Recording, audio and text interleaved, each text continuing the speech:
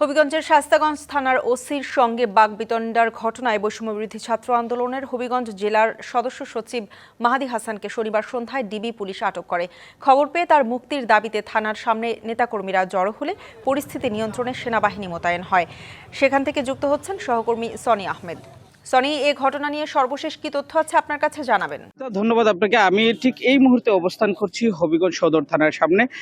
ঠিক কিছুক্ষণ আগেই মাহাদি হাসানকে বিশেষ আদালতে তোলা হয়েছে। এখানে যিনি হবিগঞ্জ বৈষম্য বিরোধী ছাত্র আন্দোলনের যিনি প্রধান আহ্বায়ক ছিলেন, তিনি তার সঙ্গে গিয়েছেন এবং তিনি যেমনটি জানিয়েছেন যে কিছুক্ষণের ভিতরে তাকে আদালতে তোলা হবে এবং তিনি প্রত্যাশা করেছেন যে জামিনে কিছুক্ষণের ভিতরেই তিনি মুক্তি পাবেন।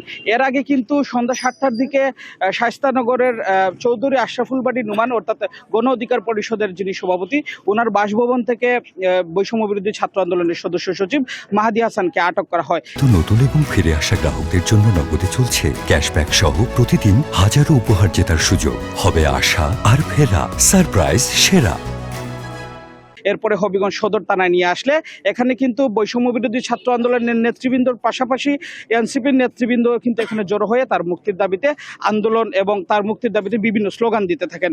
এরপর এখানে অতিরিক্ত পুলিশের পাশাপাশি সেনাবাহিনী মোতায়েন করা হয়, পাশাপাশি র্যাব, কিন্তু বিপুল সংখ্যক র্যাব এখানে মোতায়েন করা হয়েছিল।